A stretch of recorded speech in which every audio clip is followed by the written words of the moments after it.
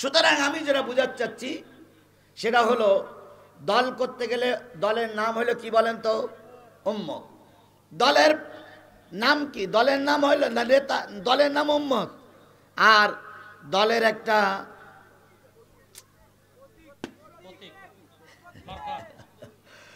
প্রতীক চিহ্ন কি?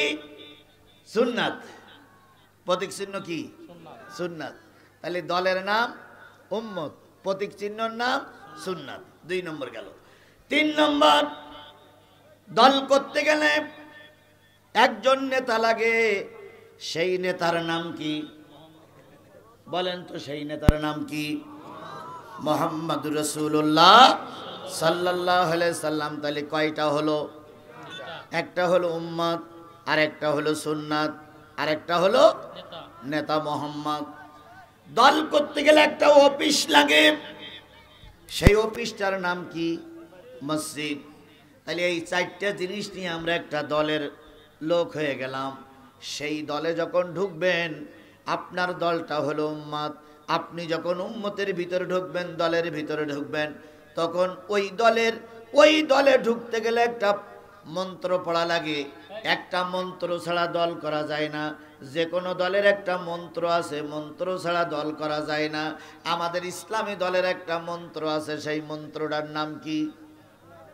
কালেমা লা ইলাহা ইল্লাল্লাহ মুহাম্মাদুর রাসূলুল্লাহ সাল্লাল্লাহু আলাইহি ওয়াসাল্লাম। মন্ত্র পড়ে ইসলামের ভিতরে ঢুকে বললেন, দলের ভিতরে ঢুকে বললেন, বলুন তো এই মন্ত্রটার অর্থ কি? আপনি আমি কালেমা পড়েছি না? কালেমার অর্থ কি? লা ইলাহা ইল্লাল্লাহ মানে হলো নেই কোনো মাবুদকে ছাড়া, নেই কোনো আইনদাতাকে ছাড়া, নেই কোনো রেজেক দাতাকে ছাড়া, নেই কোনো প্রার্থনা কবুলকারীকে ছাড়া। তাহলে আমি কালেমা পড়লাম, কারোর আইন মানব না, কার আইন ছাড়া। কালেমা পড়েছি, কারোর কাছে মাথা নত করবো না, কার কাছে ছাড়া। কালেমা পড়েছি, কারোর বিধান মানব না, আল্লাহর বিধান ছাড়া।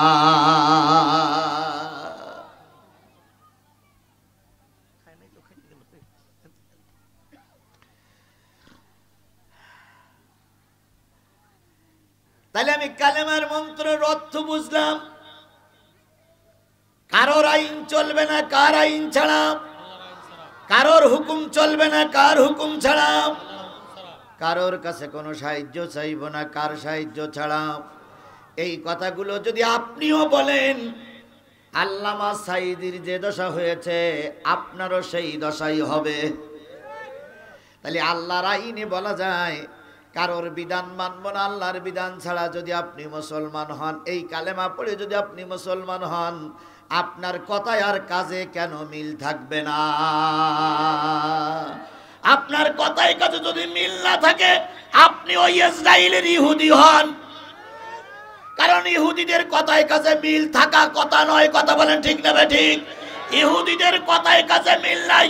তোমার আর আমার কথায় কাজে যদি মিল না থাকে, তাহলে মুসলমান হয়ে নাম লাভ কি? মুসলমানের নামটা পরিবর্তন করে হিন্দুর খাতায় নাম লেখাও।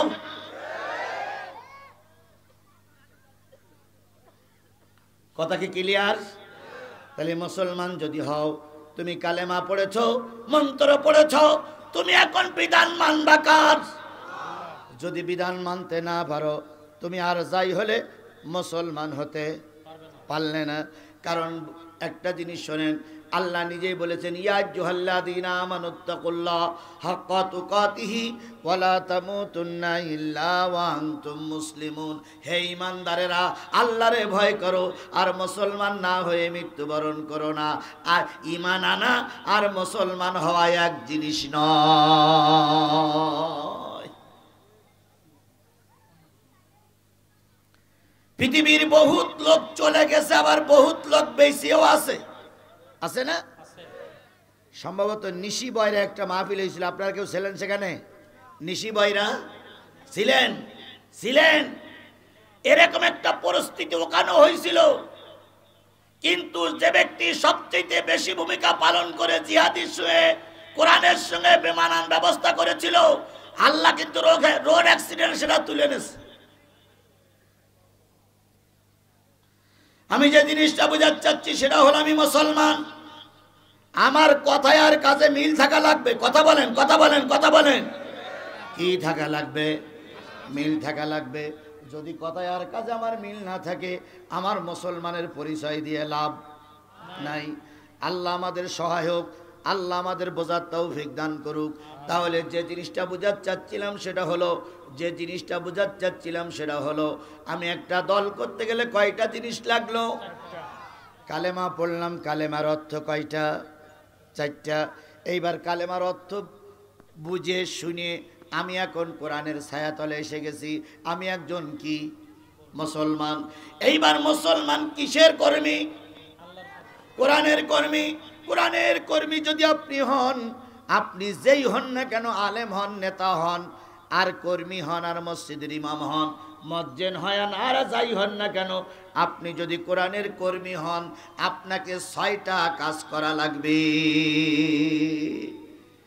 কোরআনের কর্মী কয়টা কাজ করবে? আপনারা সবাই কি কোরআনের কর্মী হতে চান? সবাই কি কোরআনের কর্মী হতে চান? তাহলে কয়টা কাজ করা লাগবে? জোরে বলেন, কয়টা কাজ করা লাগবে? আরো জোরে বলেন, কয়টা কাজ করা লাগবে? 6টা। 1 নম্বর, কোরআন বলতেছে, তুমি যদি আমার কোরআন কর্মী হয়ে থাকো, আমি কোরআন তোমার পরে নাজিল হয়েছি, তুমি আমাকে বেশি বেশি করে পড়ো। তাহলে কোরআনের 1 নম্বর দাবি কি? পড়ো। কোরআনের 1 নম্বর দাবি হলো পড়ো। আর কোরআনের সর্বপ্রথম আয়াত হচ্ছে ইকরা বিসমি রাব্বিকাল্লাযী খলাক। আমাকে পড়ো।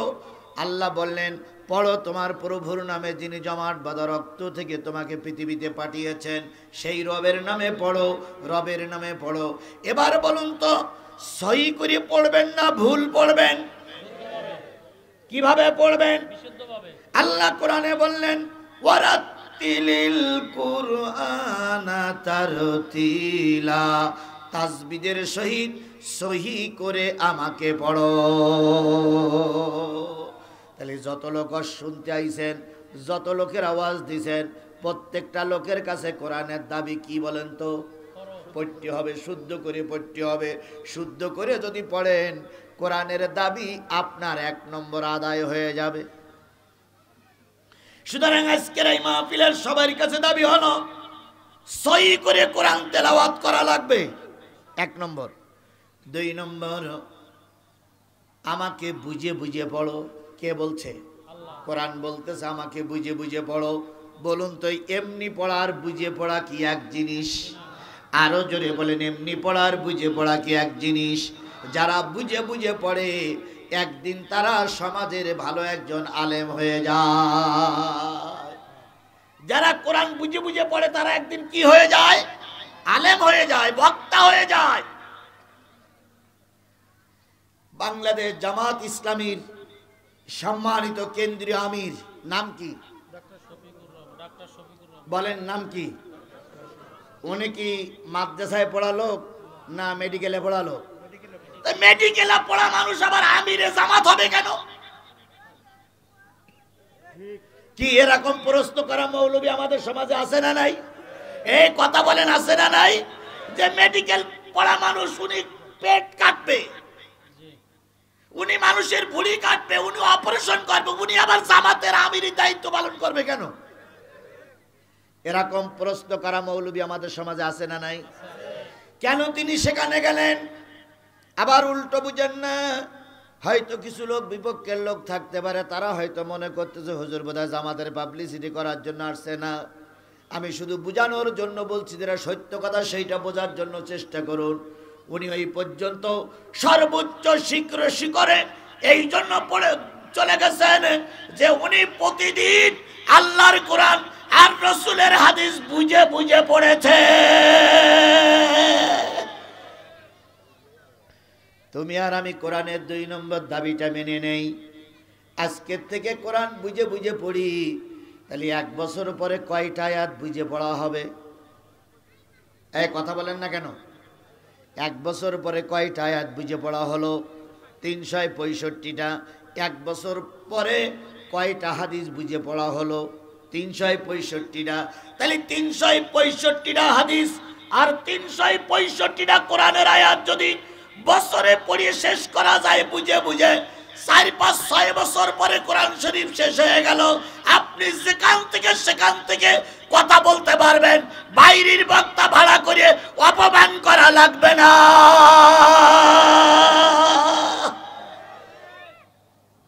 তোমরা বক্তা হও, বাইরের বক্তা দাওয়াত করার কি দরকার? এতই যখন গুন্ডামি করতে পারো তা নিজেরা বক্তা হতে পারো না? এতই যখন গায়ে শক্তি আছে তা পরে বাইরের বক্তাই অপমান করো, নিজেরা বক্তা হতে পারো না? আমরা কি গোটা দেশে মাইকিং করে বেড়াচ্ছি জামাতে দাওয়াত করো, দাওয়াত করো, দাওয়াত করো?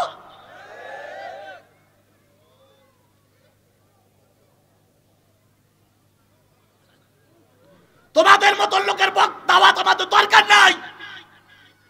একটা দুইটা থানার লোক দাওয়াত না করলে বক্তাদের অভাব হবে না। কথা বলেন ঠিক না বেঠিক? বাড়ি এনে ডেকে এনে অপমান করেছো, প্রতিটা অপমানের দায়িত্ব আল্লাহর কাছে ছেড়ে দিয়ে গেলাম। প্রতিটার বিচার আবার আল্লাহ করবেই করবেই করবে, একালেও করবে, পরকালেও করবে।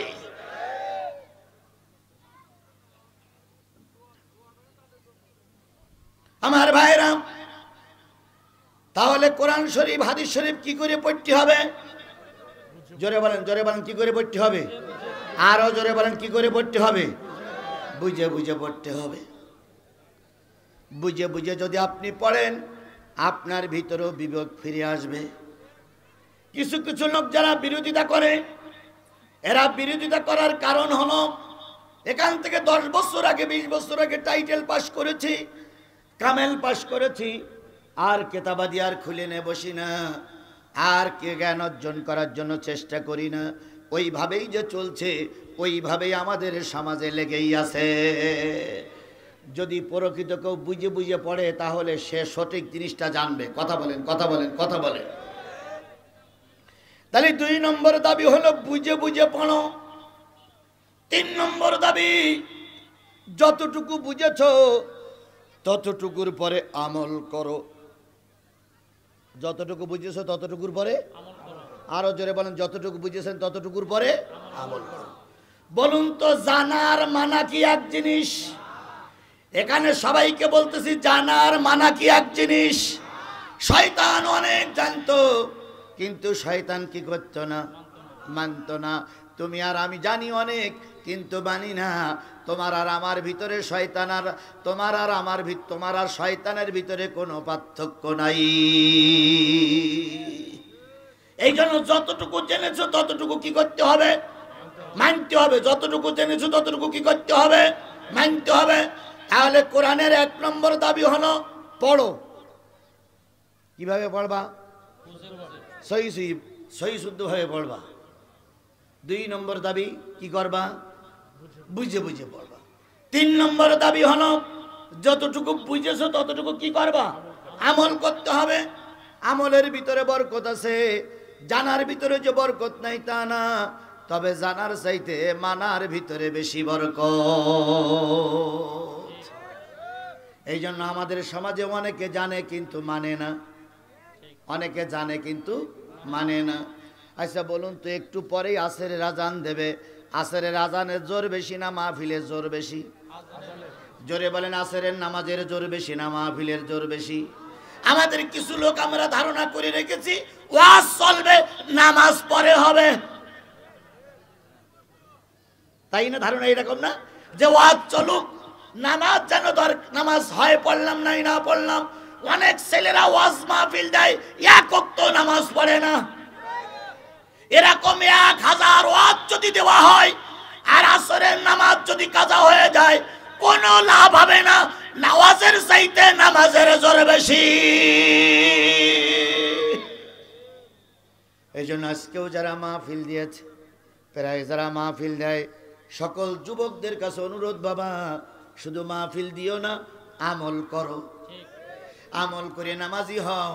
নামাজি যদি হয়ে যাও, এই মাহফিল কিয়ামতের দিন তোমার আমার জন্য নাজাতের ফয়সালা হয়ে যাবে। এই জন্য আমরা সবাই যতটুকু জানি ততটুকু কি করব? মানবো। আমল করব, মানব, আমল করব। গেল কয় নম্বর? 1 নম্বর কি বলেন তো? পড়ো। 2 নম্বর বুঝে বুঝে পড়ো। 3 নম্বর আমল করো। 4 নম্বর তুমি যতটুকু জেনেছ, যতটুকু মেনেছ, যতটুকু আমল করেছ, যেটা সঠিক বলে মনে করেছ, ওই দিকে মানুষকে এবার আহ্বান করো। এবার তুমি কোরআনের দিকে মানুষকে ডাকো, কারণ তুমি কোরআন বুঝেছো। এখন কোরআনের দাওয়াত মানুষের কাছে পৌঁছায়া দাও। তাহলে কোরআনের 4 নম্বর দাবি হলো দাওয়াত পৌঁছানো। আমরা সেই পৌঁছানোর নিয়ত করেই এখানে এসেছি। কথা বলেন ঠিক না বেঠিক? কর্তৃপক্ষ নিয়ত করেছে কোরআনের দাওয়াত মানুষের কাছে পৌঁছায় দেব। আর যারা ওয়াজ দিয়ে এসেছেন তাদেরও টার্গেট হলো মানুষের কাছে দাওয়াত পৌঁছায় দেব। যদি 2 জনের নিয়ত সহি হয়, 2 জনেই নাজাত পেয়ে যাবে। আর যদি কারোর নিয়তের ভিতরে ব্যতিক্রম হয়, যার নিয়তের ভিতরে ব্যতিক্রম, পরকালে অবশ্যই আল্লাহর কাছে তারা ধরা খেয়ে যাবে, সেটা যেই হোক। তাহলে এবার আমাদের নিয়ত করতে হবে, যতটুকু আমি জানি ততটুকু মানুষের কাছে কি করব? পৌঁছায় দেব। আল্লাহ রাব্বুল আলামিন বলেন, ইয়া আইয়ুহার রাসূল বাল্লিগ মা উনজিলা ইলাইকা মির রাব্বিক, হে আমার নবী, রবের পক্ষ থেকে যা আসছে সব মানুষের কাছে পৌঁছায় দাও। বলুন তো রবের পক্ষ থেকে আসলো কি? আরো জোরে বলেন, রবের পক্ষ থেকে আসলো কি? তাহলে এই কোরআন পৌঁছাই দিতে হবে। এর নাম হলো তাবলীগ। এর নাম কি? সে তাবলীগটা ওই তাবলীগ জামাতের মাধ্যমে হতে পারে, সেই তাবলীগটা লিকুনির মাধ্যমে হতে পারে, সেই তাবলীগটা ওয়াজ নসিহতের মাধ্যমে হতে পারে, সেই তাবলীগটা মাদ্রাসার মাধ্যমে হতে পারে, সেই তাবলীগটা জামাতের মাধ্যমে হতে পারে। যে কোনো একটা পদ্ধতিতে তুমি মানুষের কাছে দাওয়াত পৌঁছায়া দাও। এটাকে শুধু আলেমদের জন্য, এটাকে শুধু আলেমদের জন্য, এটাকে শুধু তাবলীগ জামাতের জন্য, এটাকে শুধু বাংলাদেশ জামাত ইসলামের জন্য না, না, না ভাই। তুমি আল্লাহর বান্দা, নবীর উম্মত, তোমারও দায়িত্ব, তোমারও দায়িত্ব। বাল্লিগু আন্নি ওয়ালাউ আয়া, একটা আয়াতও যদি তোমার ভিতরে থাকে, একটা কথাও যদি তুমি জানো, সেটা মানুষের কাছে পৌঁছায়া দাও। বাল্লিগু আন্নি ওয়ালাউ আয়া, একটা কথা, একটা বিধান যদি তোমার কাছে থাকে, মানুষের কাছে পৌঁছায়া দাও। তাহলে দাওয়াতে তাবলীগ করা আমাদের সকলের জন্য ফরজ। কথা বুঝিয়ে আসছে? কথা বুঝিয়ে আসছে? তাবলীগ করা সকলের জন্য কি? ফরজ। এবার আসছেন, তাবলীগ সেই পদ্ধতি হওয়া লাগবে যেই পদ্ধতিতে আল্লাহ রসুলকে নির্দেশ করেছিলেন। রসুল যে পদ্ধতিতে কাজ করেছেন, তোমার আমার সেই পদ্ধতিতেই কাজ করা লাগবে। বাইরের কোনো পদ্ধতি হলে আল্লাহর কাছে গ্রহণযোগ্য নয়। আসরের ফরজ নামাজ কয় রাকাত? 4 রাকাত। এখন যদি কেউ মনে করে আজকে ওয়াজ শুনি অনেকটা নেকি হয়েছে, আরো 2 রাকাত আসরের নামাজ বেশি করে পড়ি, 6 রাকাত যদি কেউ পড়ে, সওয়াব হবে না গুনাহ হবে? এই কথা বলেন না কেন? সওয়াব হবে না গুনাহ হবে? কারণ নামাজের পদ্ধতি কে বলে দিয়েছেন? আল্লাহ বলেছেন, রসুল বলেছেন। সুতরাং সেই পদ্ধতিতেই নামাজ হবে। এখন যদি মনে করেন আজকে অনেকক্ষণ ধরে ওয়াজ শুনলাম, অনেক কিছু দেখলাম, অনেক কিছু শুনলাম, অনেক কিছু বুঝলাম, অনেক কিছু হয়েই গেল, তাহলে আজকে নামাজ 2 রাকাত বাদ দেই। এত কিছু হয়েছে তো নামাজ 2 রাকাত বাদ দেওয়া যাবে না? যাবে না। 2 রাকাত বাদ দেওয়া যাবে না, কারণ 4 রাকাত নামাজ পড়তে হবে আল্লাহর বিধান, রসুলের বিধান। সুতরাং 4 রাকাতের থেকে 2 রাকাত বাদ দেওয়াও যাবে না, আবার 2 রাকাত বেশি করে পড়া যাবে না। এর নাম হলো তাবলীগ। কিসের বিধান অনুসারে হবে? কোরআনের বিধান অনুসারে হবে, হাদিসের বিধান অনুসারে হবে। হাদিস কোরআন অনুসারে আপনাদের এই বিধান সমাজটা চলবে। এই যে থানায় আমরা মাহফিল করছি, এই থানাটার নাম কি? এনায়েতপুরীর মর্যাদা, এনায়েতপুরীর সম্মান, এনায়েতপুরীর প্রশংসা গোটা বিশ্বময় ছিল। দয়া করে এনায়েতপুরের প্রশংসাটা নষ্ট করবেন না।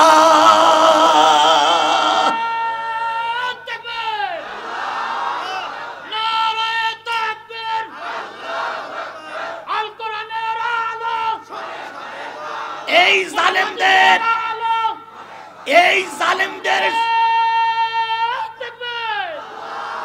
এই জালেম সরকারকে সরানোর জন্য বাংলাদেশের সবচেয়ে বেশি ভূমিকা যাদের ছিল তারা হলো এনায়েতপুরীর লোক।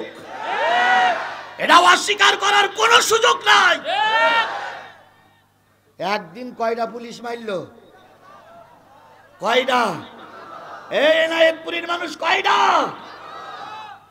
সেই সম্মানটা ধুলোর সঙ্গে মিশাইয়ে দিয়েন না। গোটা বাংলাদেশের মানুষ আপনাদের স্যালুট জানায়, গোটা বাংলাদেশের মানুষ আপনাদের সম্মান করে। আপনারা যদি 12-14টা পুলিশ একদিনে না মারতেন, পুলিশ ময়দান ছেড়ে দিত না। সুতরাং এটা শহীদের রক্তের এলাকা। যেখানে শহীদের রক্ত পড়ে সেখানে দিন কায়েমের উর্বর ভূমি তৈরি হয়। যেখানে শহীদের রক্ত পড়েছে সেখানে আর যাই হোক কোরআনের সঙ্গে বিয়াদবি করা লোক টিকতে পারে না। এনায়েতপুরীর সম্মানটা নষ্ট করেন না ভাই। কালকে যখন মানুষ জানবে যে এনায়েতপুরীর লোক এই সেই, তখন ওরাই আবার বলবে এনায়েতপুরীর লোক এত ভালো এমন একটা কাজ করলো।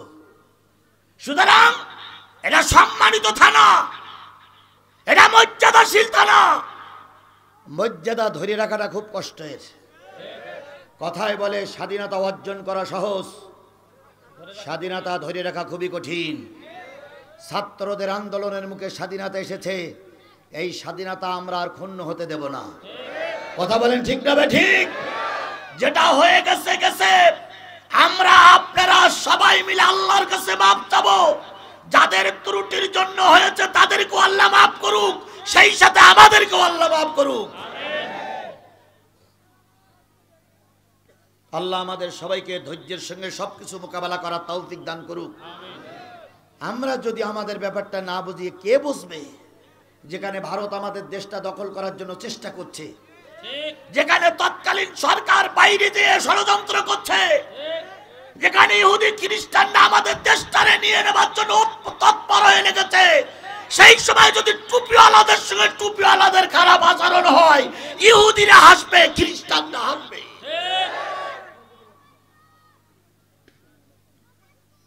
যারা মাহফিল দিয়েছে তারাও মুসলমান, আমরা মাহফিল শুনতেছি, আমরাও মুসলমান। আমাদের ভিতরে একটাই কথা, আমরা কি শুনতে এসেছিলাম? আর আমি এত দূর থেকে কি বলতে এসেছিলাম? কোরআন বলতে এসেছি, কোরআন শুনতে এসেছি। আল্লাহ রাব্বুল আলামিন আমাদের সবাইকে মাফ করে দিক। আমার ভাইয়েরা, তাহলে আপনাকে দাওয়াতে তাবলীগের কাজ করতে হবে কার নির্দেশ? আরো জোরে বলেন কার নির্দেশ? আরো জোরে বলেন কার নির্দেশ? গেল 4 নম্বর। 5 নম্বর কোরআনের দাবি। তুমি যদি প্রকৃত কোরআনের 4টি হক আদায় করে থাকো, তাহলে তোমার দাওয়াতে কাজ শুনে তোমার দাওয়াতের সঙ্গে সাড়া দিয়ে বহুত নারী আর পুরুষ এক জায়গায় হয়ে গেছে, ওই জামাতবদ্ধ করে ফেলো। কি করে ফেলো?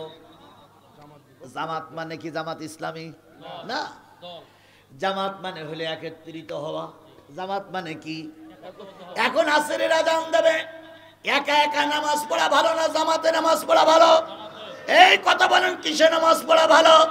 তাহলে জামাত কারে বলে? অনেক লোক এক জায়গায় হয়েছে নামাজটা আদায় করে, তারে বলে কি? জামাত। তাহলে আল্লাহর কোরআনের দাবি 4টা কাজ শেষ হয়ে গেছে। এখন আর তোমার দলে লোক কম নাই, তোমার দলে লক্ষ লক্ষ মানুষ ছাই-ছুটি হয়ে পড়ে আছে। সবাইকে কোরআনের ছায়া তলে একত্রিত করে ফেলো। কিসের ছায়া তলে? আরো জোরে বলেন, কিসের ছায়া তলে? ওয়াতাসিমু বিহাবলিল্লাহি জামিআও ওয়ালা তাফাররাকু। কোরআনের রশি তলে সবাই একসঙ্গে এসো, আর কোরআনের রশি দিয়ে সবাইকে বেঁধে ফেলো। কারণ জামাতের পর আল্লাহর রহমত আছে, একা একা থাকলে তারপরে আল্লাহর রহমত হয় না। আমি ওয়াজ করতেছি মাওলানা আজিজুল ইসলাম, আমার চাইতে বড় হুজুর, বড় বক্তা, বড় আলেম এই এনায়েতপুরি নাই? আছে, অনেক বড় আলেম আছে। কিন্তু সেই আলেমদের ভিতরে সেই আলেমদের ভিতরে অনেকেই জামাতবদ্ধ নেই, জামাতের বাইরে থাকে তারা, এমন আলেম আছে না নাই? ওনারা মনে করে আমরাই সব, আমরা আবার কার সঙ্গে মেশবো?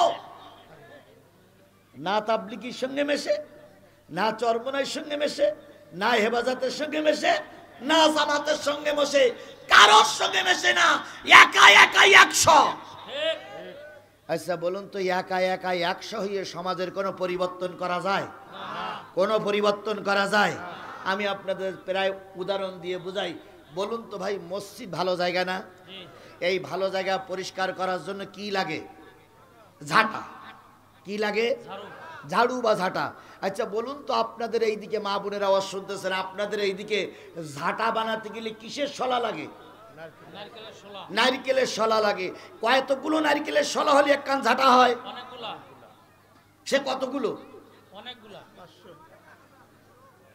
এখন একজন বলতেছে 500, আর একজন বলতে অনেকগুলো, আর একজন বলতে 300। এখন আমি যদি বলি 200, হয়তো কিছু লোক প্রশ্ন করতে পারে 200 ঝাঁটার কাঠি লাগবে, এটা কোন হাদিসে আছে?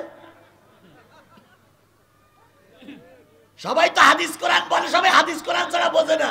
এখন ধরে নিলাম 200 কিসের শলা? নারকেলের শলা। এই 200 নারকেলের শলা এক জায়গায় করলেই কি ঝাঁটা হয়? কি করতে হয়? এই নারকেলের শলাগুলো বাঁধা লাগে। বাঁধতে গেলে কি লাগে? রশি বা দড়ি লাগে। এখন ওই 200 নারকেলের শলার ভিতরে সবচেয়ে বড় শলা যেটা, সেটা যদি বলে আমি 200 কাঠির সঙ্গে যোগ দেব না, আমি একা একাই মসজিদ পরিষ্কার করব, বলুন তো যদি 200 নারকেলের শলার সঙ্গে এই বড় শলাটা যোগ না দেয়, তাহলে কি ওর দ্বারা মসজিদ পরিষ্কার করা যাবে? জোরে বলেন যাবে? কেন যাবে না? একটা শলায় কখনো ঝাঁটা হয় না। 200 শলার ভিতরে তোমাকেও থাকা লাগবে। এইবার তুমি 200 শলা এক জায়গায় হয়ে গেলে, ওর ভিতরে তুমি আর আমি একজন, সোহেল ভাই একজন, আমি একজন, আমাদের আলী আলম ভাই একজন, আমাদের তারপরে চেয়ারম্যান সাহেব একজন, চেয়ারম্যান কই গেল? আইছে চেয়ারম্যান আর একজন, এই ধুকুরিয়া বেড়ার চেয়ারম্যান, সবাই মিলে আমরা এক জায়গায় হয়ে এবার নারিকেলের শলা বানায় গেলাম। এবার বানতে হবে, সেটা হচ্ছে কোরআন দিয়ে। কি দিয়ে? আরো জোরে বলেন। আল্লাহর রশি হলো কোরআন। এই কোরআন দিয়ে আমাদের সবাইকে কি করতে হবে? বানতে হবে। এবার বলুন তো, 200 শলা এক জায়গায় হলাম, কোরআনের রশি দিয়ে বানলাম, আমরা কি ঝাঁটা হচ্ছি? আমরা কি ঝাঁটা হইছি? জোরে বলেন, আমরা কি ঝাঁটা হইছি? এখনো ঝাঁটা হয়নি। ওর মাঝখানের একটা কি দিতে হবে? আপনাদের কি বলে? কাঠি বা গোস। ওর ভিতরে দিয়ে এইবার বাঁধেন, তাহলে এইটা কি হয়ে গেল? সেই কাঠিটা হলো একজন আমির, একজন নেতা, যে দলের নেতা হোক, ওই দলের নেতা মাঝখানে দিয়ে। আবার কি হইল?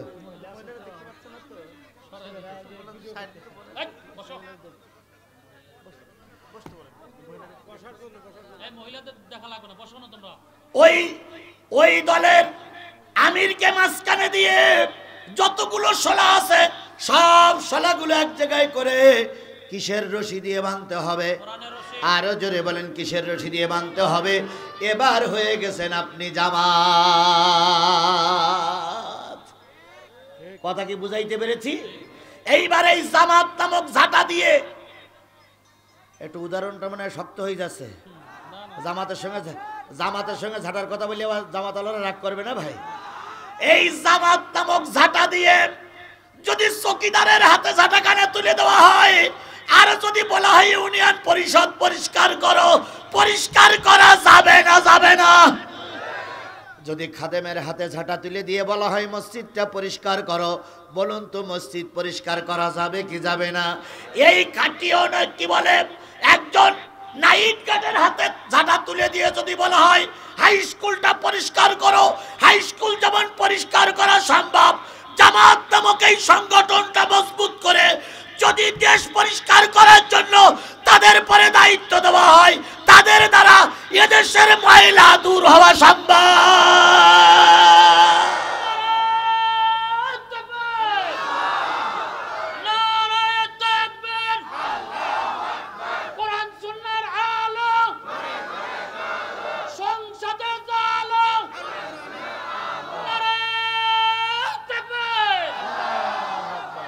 এখন কিছু কিছু লোক বলতেছে রাজনীতির সঙ্গে কোরআনের কোনো সম্পর্ক নাই। কে বলতেছে না রাজনীতির সঙ্গে কোরআনের কোনো সম্পর্ক নাই, রাজনীতির সঙ্গে ইসলামের কোনো সম্পর্ক নাই। আমরা বুঝে নেব আসলে কোরআনের সঙ্গে তোমার সম্পর্ক নাই। যারা কোরআনের সঙ্গে সম্পর্ক রাখে তারা যদি মুসলমানের বাচ্চা হয় তাদের জবান দিয়ে এ কথা বাহির হতে পারে না।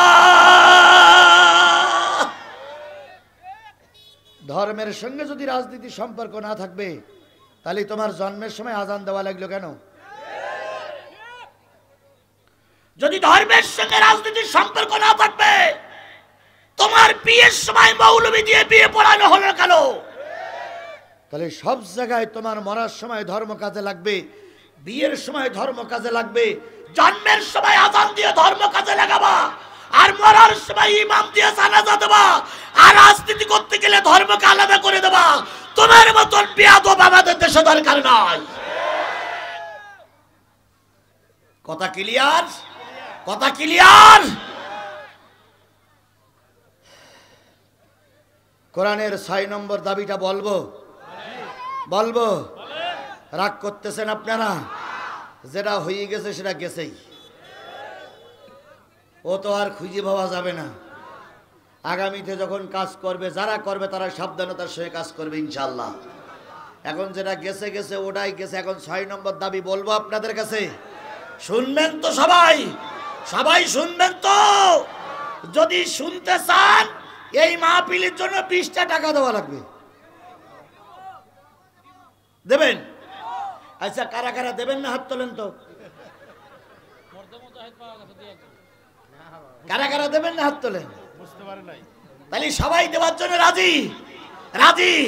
দেন, পকেটে হাত দেন, আমিও হাত দিচ্ছি। আগে টাকাটা দেন। হ্যাঁ, রুমাল নিয়ে যাও, রুমাল নিয়ে সবাই মিলে দেখ, সবাই মিলে দেখ। জি, সবাই মিলে রুমাল নিয়ে, এই ব্যাগ নিয়ে যাও, ব্যাগের ছেলেরা ব্যাগ নিয়ে যাও, যাও ছেলেরা ব্যাগ নিয়ে যাও, ছেলেরা ব্যাগ নিয়ে যাও, ছেলেরা ব্যাগ নিয়ে যাও, তাড়াতাড়ি তাড়াতাড়ি তাড়াতাড়ি। না না, ওই যে আছে, ওই যে আছে, ওই যে আছে, আছে। ভাই দেন, তাড়াতাড়ি দেন, যত তাড়াতাড়ি পারেন। তা তো পকেটে হাত দেন। আরে 20 টাকা না থাকলে 10 টাকা দেন, 10 টাকা না থাকলে 5 টাকা দেন, আবার 20 টাকা, 50 টাকা, 100 টাকা, 200 টাকা, 500 টাকা, 1000, 2000, 5000, 10,000, 20,000, যে যা পারেন দেবেন। কেউ মাহরুম করবেন না। সবাই দেন, সবাই দেন, সবাই শরীক থাকেন।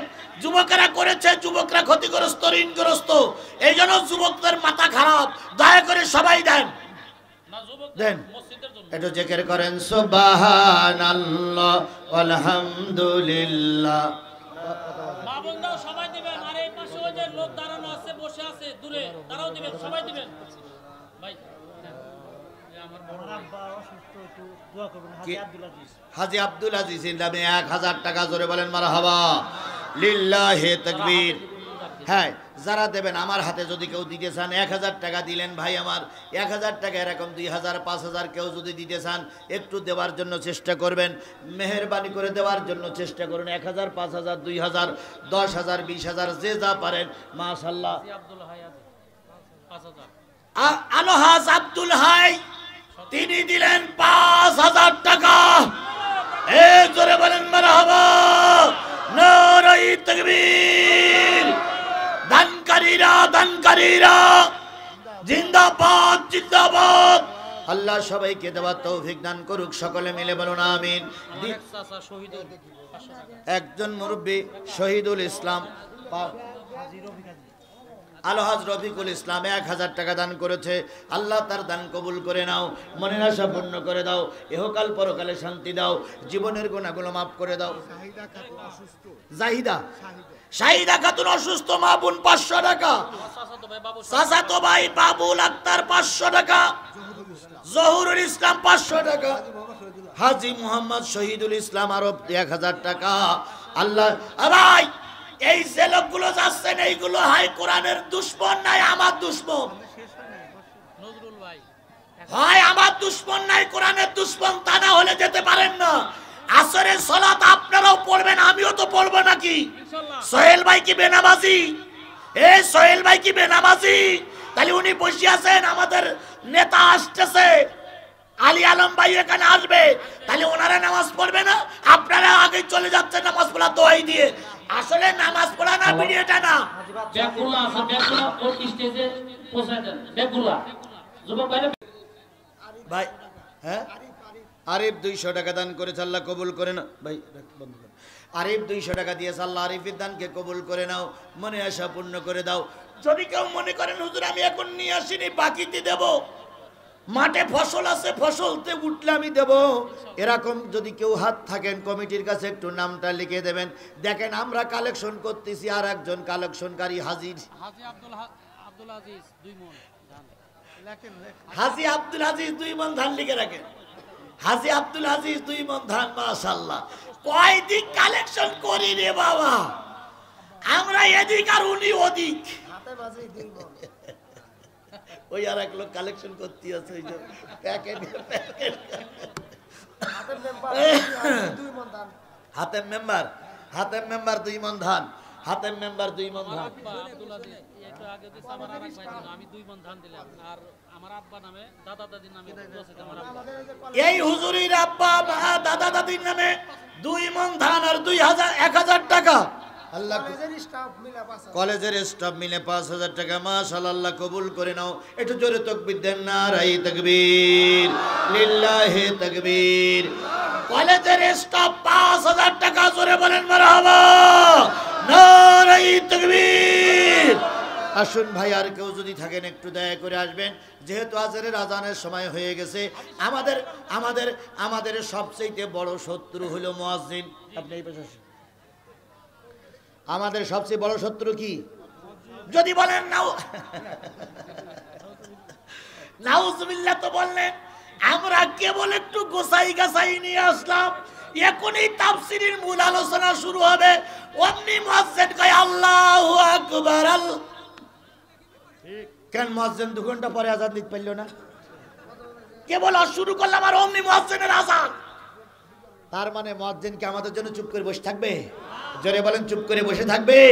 ওটা মুয়াজ্জিনের দায়িত্ব, কথা বলে ঠিক না ঠিক? সুতরাং মুয়াজ্জিনের দায়িত্ব মুয়াজ্জিন পালন করবে, আমরা আমাদের দায়িত্ব ডিউটি পালন করছি ইনশাআল্লাহ। আর কেউ আছেন নাই? আর কেউ আছেন? আর কেউ? আচ্ছা, থাকলে নাম লিখাই দেবেন। শোনেন, বড় অঙ্কের যদি কেউ থাকে নাম লিখাই দেন, আমি মোনাজাতের আগে নাম বলে দোয়া করে দেবো ইনশাল্লাহ। বড় অঙ্কের আর 10 টাকা 5 টাকা যদি থাকে এমনি দিয়ে দেখ। বড় অঙ্কের 2000 5000 নামটা লিখাই রাখেন, আমার কাজ দিয়ে মোনাজাতের আগে আমি দিয়ে দেব। বিশ্বাস করুন, এই ছেলে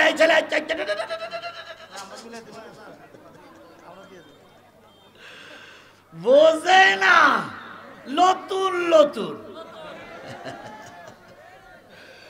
আল্লাহ।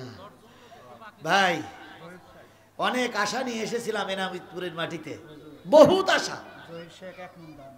জহির শেখ লিখে রাখেন আপনারা, জহির শেখ 1 মণ ধান।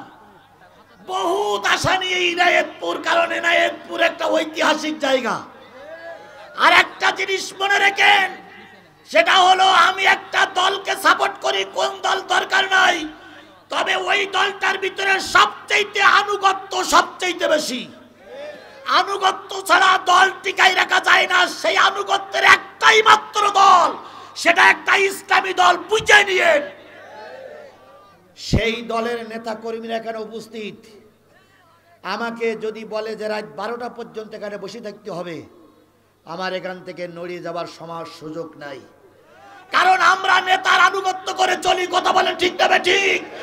আপনাদের কোনো দাবি থাকলে দাবিটা যদি নেতাদের মাধ্যমে আসতো, খোদার কসম কিছুই হতো না। ওই দেখেন আমি আগেই বলেছি না, মুয়াজ্জিন আমাদের শত্রু। বন্ধুগণ, এখন আমি আর কয়টা পয়েন্ট বাকি আছে? একটা পয়েন্ট বাকি আছে, একটা পয়েন্ট 6 নম্বরটা বাকি আছে। 5 নম্বর হলো জামাতবদ্ধ হওয়া। কি বদ্ধ হওয়া? এ মুসলমান, কি বদ্ধ হওয়া? তাহলে কোরআনের দাবি কি বদ্ধ হতে হবে? যদি আমরা জামাতবদ্ধ থাকতে পারি কোরআনের ছায়াতলে, এনায়েতপুর মানুষের বলে গেলাম, আগামী সংসদ হবে কোরআনের সংসদ। ও বেলকুচির এনায়েতপুরের মানুষের সাদা কাগজে লিখে রাখো, গোটা দেশ সফর করে আমি আমি গতকাল সফর করেছি দিনাজপুর, এখানে মাঝখানে বিরতি দিলাম, ঢাকার উদ্দেশ্য রওনা হব। গোটা বাংলাদেশ সফর করে আমার মেমোরিতে যা আসছে, যদি আমরা ঐক্য থাকতে পারি, আগামী দেশ হবে টুপিওয়ালাদের দেশ, আগামী সংসদ হবে টুপিওয়ালাদের সংসদ, আগামী গণভবন হবে টুপিওয়ালাদের গণভবন। হাজারো চেষ্টা করে বাধা দিয়ে রাখতে পারবা না।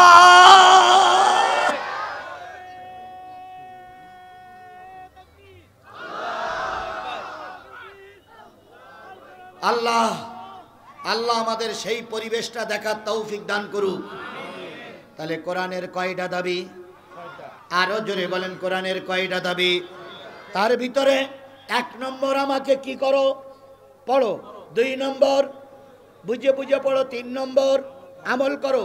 4 নম্বর আহ্বান করো। 5 নম্বর জামাতবদ্ধ হয়ে যাও, ঝাঁটা হয়ে যাও। ওই ঝাঁটা দিয়ে গোটা বাংলাদেশের ময়লা পরিষ্কার করা লাগবে। কিসের ঝাঁটা? আরো জোরে বলেন, কিসের ঝাঁটা? কোরআনের ঝাঁটার ছায়াতলে আমরা সবাই থাকবো কি থাকবো না? আরো জোরে বলেন, থাকবো কি থাকবো না? তাহলে কোরআনের ছায়াতলে এসে ঝাঁটা হয়ে গেলাম, মজবুত হয়ে গেলাম, জামাতবদ্ধ হয়ে গেলাম। এই জামাতবদ্ধ কোরআনের ছায়াতলে থেকে আমরা বাংলাদেশের যত প্রকার ময়লা আছে সব ময়লা ঝাঁটু দিয়ে পরিষ্কার করে বঙ্গোপসাগরে নিক্ষেপ করতে চাই। কথা বলেন, আরো জোরে বলেন, ঠিক না বে ঠিক? আমরা পুকুর খোর আর দেখতে চাই না, আমরা বালু খোর আর দেখতে চাই না, আমরা গাঁজা খোর আর দেখতে চাই না, আমরা সাদাবাজি আর দেখতে চাই না। আমরা চাই কিসের সমাজ? আরো জোরে বলেন, কিসের সমাজ? আর এই কোরআনের সমাজ তৈরি করতে গেলে একলা জিহাদির পক্ষে সম্ভব নয়, একলা সোহেলের পক্ষে সম্ভব নয়, সবাইকে একত্রিত হওয়া লাগবে।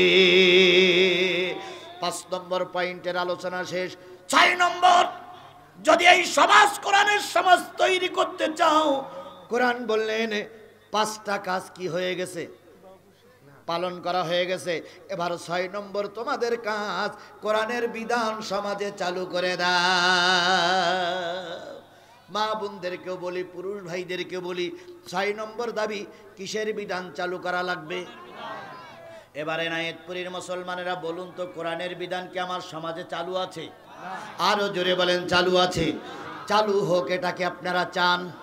চালু হোক, এটা কি আপনারা চান? এখানে যদি কোনো অমুসলিম ভাইও থাকেন, আপনাদের উদ্দেশ্য বলি, ভাই রে, যদি কোরআনের আইন চালু হয়, সবচেয়ে বেশি তোমরাই শান্তিতে থাকবা। এই জন্য আমাদের কোরআনের আইন চালুটা হোক, এটা কি আপনারা চান? কারা কারা চান এদেশে কোরআনের আইন চালু হোক? জোরে একটা তাকবীর দিবেন, নারায়ে তাকবীর, লিল্লাহি তাকবীর। আল কোরআনের আলো, আল হাদিসের আলো, তোমার নেতা আমার নেতা, দুনিয়ার মুসলিম, লিল্লাহি তাকবীর। আল্লাহ আমাদের এই দাবিটা পূরণ করে সোনার দেশটারে কোরআনের দেশ বানানোর তৌফিক দান করুক। আমরা যে ওয়াদা করলাম, এই ওয়াদা যেন আগামীতে আল্লাহ আমাদের স্মরণে রেখে চলার তৌফিক দান করেন। সকলে মিলে বলুন আমিন। আরো জোরে বলেন আমিন, আরো জোরে আমিন। আচ্ছা বলেন, আজকের মাহফিলে প্রধান অতিথি কেরা? আলী আলম ভাই, মাশাআল্লাহ, 10,000 বলে মনে হচ্ছে। আজকের মাহফিলের প্রধান অতিথি আমাদের গুরু, আপনাদের বস, আগামী দিনে এনায়েতপুর এবং বেলকুচির কান্ডারি জননেতা জনাব আলী আলম ভাই, 10,000 টাকা। জোরে বলেন মারহাবা। আল্লাহ আলী আলম ভাইকে সম্মানের সহিত, ইজ্জতের সহিত এই সমাজে মাথা উঁচু করে দাঁড়াই থাকার তৌফিক দান করুক। আর একটু জোরে বলেন আমিন, আরো জোরে আমিন, আরো জোরে। দেখেন, নেতা হওয়ার ভিতরে যতগুলো গুণের দরকার, তার ভিতরে একটা গুণ হচ্ছে নমনীয়তা। কি গুণ? নমনীয়তা। দুইজন নেতা আপনারা পাইছেন, একজন হচ্ছে বেলকুচির সাবেক উপজেলা চেয়ারম্যান, আর একজন হলো আগামী দিনের কান্ডারি। দুইজনের ভিতরে নমনীয়তা পাইছেন না পান নাই? নেতা ওই একজন সাধারণ লোকের পায়ে ধরে, এটা যেমন তেমন লোকের কাজ নয়। এতদিন পর্যন্ত চরমোনাই জামাতের বিরোধিতা করেছে, আর গতকাল সেই জামাতের আমির চরমোনার পীর সাহেবের কাছে যেয়ে মুসাফা করে দেশের জন্য দোয়া চেয়েছে। এর নাম ইসলাম, এর নাম ইসলাম, এর নাম ইসলাম। জামাতের আমির এবং চরমোনার শায়েখ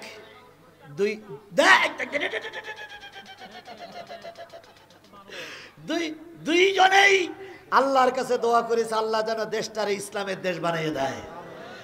আমরা এই জিনিসটা শুধু মৌখিক ভাবে চাই না, আন্তরিক ভাবে চাই। শুধু অন্তরের ভাবে চাই না, আমরা যেন অনতি বিলম্বে জামাতের আমির এবং ইসলামী শাসনতন্ত্রের শায়েখকে এক মঞ্চে দেখতে পাই। আল্লাহ যেন দুই ইসলামী স্কলারকে এক মঞ্চে দেখার তৌফিক দান করেন। আরেকটু জোরে বলেন আমিন। চরমোনার পীর সাহেব আর জামাতের আমির যদি এক মঞ্চে আসে, বাংলাদেশের মুসলমানরা খুশি হবে না বেজার হবে? আমরা প্রায় বলি ওরা যতই করুক হিংসা বিদ্বেষ আর নিন্দাবাদ, আমরা বলিব সাম্য শান্তি, এক আল্লাহ জিন্দাবাদ। তারই ধারাবাহিকতা বজায় রেখে জামাতের সম্মানিত আমির, এই দেশের রাহবার, আগামী দিনের ইসলামের কান্ডারি, তিনি নিজেকে ছোট মনে করে না যেয়ে তিনি গেছেন সেখানে। যাওয়ার পরে চরমোনাই শায়েখ চোখ মিটকি মিটকি করে তাকাচ্ছে আর বলতেছে, আল্লাহ আমি কি স্বপ্ন দেখতেছি নাই নাকি? এতদিন তাদের বিরুদ্ধে কত কথা বলি আসলাম, আর সেই আমিরে জামাত আমার বাড়ি। গোটা বিশ্ব অবাক হয়েছে, গোটা বিশ্ব অবাক হয়েছে না? কিন্তু আমাদের দেশের কিছু টুপিওয়ালারা এইটা কিন্তু ভালোভাবে মেনে নিতে পারছে না। আমাদের দেশের টুপিওয়ালারা এইটা নিয়ে বাজে কমেন্ট করতেছে, বাজে ষড়যন্ত্র করতেছে। খোদার কসম, দীর্ঘ 53 বছর সব মৌলবীরা যা করতে পারেনি, আমিরে জামাত সেটাই করে দেখাইছে। এক প্ল্যাটফর্মে আসার জন্য আমরা কম চেষ্টা করিনি। কথা বলেন, কথা বলেন। আল্লামা সাঈদী পর্যন্ত চেষ্টা করেছিল, কিন্তু আল্লামা সাঈদী চেষ্টা ব্যর্থ ছিল। সেই চেষ্টা এখন সফল হতে চলেছে। আমরা দোয়া করি সকল টুপিওয়ালাদের কিসের ছায়াতলে এক হওয়ার তৌফিক দান করুক। জোরে বলেন কিসের ছায়াতলে এক হওয়ার তৌফিক দান করুক। আবারও জোরে বলেন কিসের ছায়াতলে এক হওয়ার তৌফিক দান করুক। আল্লাহ সকলকে বুঝিয়ে আসুক। আচ্ছা বলুন, একটা মাহফিল দেওয়ার উদ্দেশ্য হয় বক্তা ভালো আসার পরে লোক কিছু বেশি আসে, এটা একটা উদ্দেশ্য। 2 নম্বর, বক্তা ভালো আসলে কালেকশন একটু বেশি হয়। 3 নম্বর, বক্তা ভালো আসলে এলাকার সুনাম হয়। 4 নম্বর, বক্তা যখন এসে ওয়াজ করে যায় তখন সবাই বলে না ওই ছেলেরা ভালো কাজ করেছে। আচ্ছা বলুন তো, এই যে 4-5টা হক, এ হকটা কি সব আদায় হয়েছে আজকে আমাদের? কোনটা বাকি আছে বলেন, বলেন কোনটা বাকি আছে? আমরা এখানে এসে যে ওয়াজ করেছি, এই ওয়াজটুক যদি আমল করা হয়, আর এতে আর 1 সেকেন্ড ওয়াজের দরকার আছে নাই।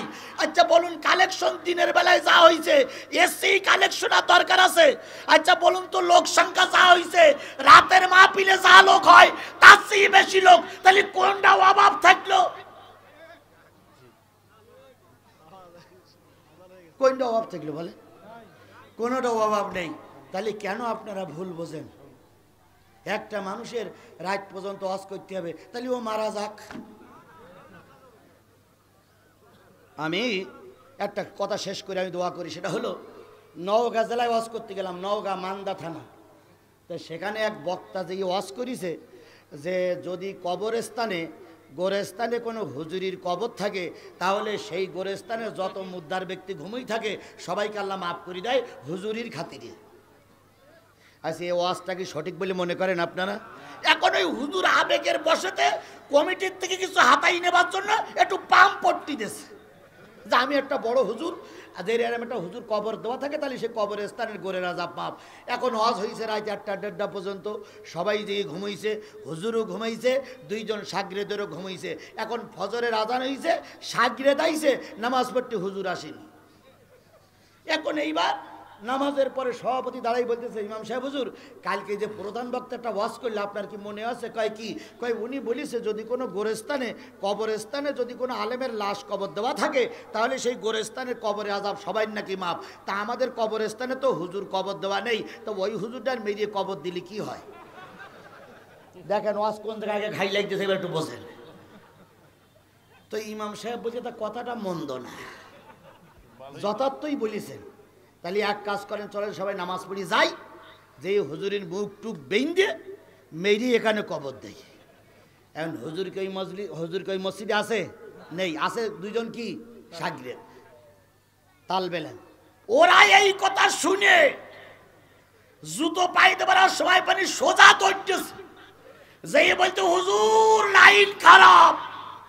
কেন? কাল রাত্রি কি ওয়াজ করেছেন? কয় এই ওয়াজ। কয় ওরা সিদ্ধান্ত নিয়েছে আপনার মেরি কবর দেবে। তখন বলতেছে তালি পালা, 3 জন জুতো পায়ে দেওয়ার ব্যাটিং নেওয়ার সময় পাইনি, শুধু দৌড়াচ্ছে। এখন আপনাদের কি নিয়ত হুজুর মেরে কবর দেওয়ার? তাই যদি না হয় সবটাই শেষ হয়ে গেছে। আল্লাহ আজকের দিন এই পর্যন্তই কবুল করুক। জিয়া জিয়া 500 টাকা দিয়েছে। আল্লাহ পাক শহীদ জিয়ার মতন উচ্চ মর্যাদাশীল হওয়ার তৌফিক দান করুক। আল্লাহ আমাদের কবুল করুক। এখন এখানে আসরের সলাতের আজান হবে, আজানের পরে নামাজ হবে, নামাজের পরে ভদ্রলোকের মতন সবাই চলে যাব। আমাকে আপনারা দয়া করে ক্ষমা করবেন, আমি আপনাদের ক্ষমা করে দিলাম। যতটুকু হয়েছে এতটুক এই পর্যন্তই থাক, আর বাকি সামনের দিন এগিয়ে নিয়ে দিন কায়েমের পক্ষে যেন বাধা না হয়। কথা বলেন, কথা বলেন। আমি যতটুক শুনেছি, যতটুকু এসে শুনেছি, এই এলাকাটা ইসলামী আন্দোলনের ঘাঁটি। আমি সত্য শুনেছি কি মিথ্যা শুনেছি জানি না। সুতরাং সবাই আমাদের ভাই, মিস্টেক হয়েছে বোঝাপড়ার। আমি যাদের মাধ্যমে এখানে এসেছি তারা কি বলেছে আমি জানি না, আর আমি কি বলেছি ওরা কি শুনেছে আল্লাহই ভালো জানে। সব কিছু ঠিক ছিল, মাঝখানে যতটুকু হয়েছে এটার জন্য আল্লাহ আমাদের সবাইকে ক্ষমা করুক। আস্তাগফিরুল্লাহ রাব্বি মিন কুল্লে। ও সভাপতি, ও সভাপতি সাহেব, কোন রূপ ভাই? ও ভাই, এ যে রূপ ভাই রাগারাগি করতেছিল ওই রূপ ভাই আর 1500 টাকা দিয়েছে। দেখেন আসলে আল্লাহ কবুল করুক। আচ্ছা, হ্যাঁ, শাহ আলম মন্ডল 5000 টাকা। এই সভাপতিকে দেন, সভাপতি কথা বলুক। শাহ আলম মন্ডল, শাহ আলম মন্ডল। আর কেউ আছে নাই? আর কেউ আছে? আর কেউ আছে থাকলে বলেন। সভাপতি 500 টাকা। আল্লাহু আকবার। জি, সবাই সূরা ফাতিহা পড়েন, ইখলাস শরীফ পড়েন, সবাই বলেন বিসমিল্লাহির রহমানির রহিম আলহামদুলিল্লাহি রাব্বিল আলামিন।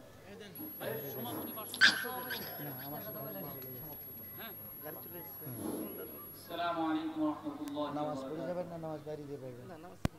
আলহামদুলিল্লাহ আমাদের নামাজে দেরি হয়ে যাবে, তাহলে আমার কারো মেহমান খুব সুন্দর আলোচনা করেছেন।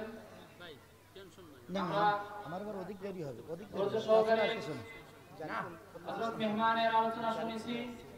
আল্লাহ রাব্বুল আলামিন আমাদেরকে হযরতের কথাগুলো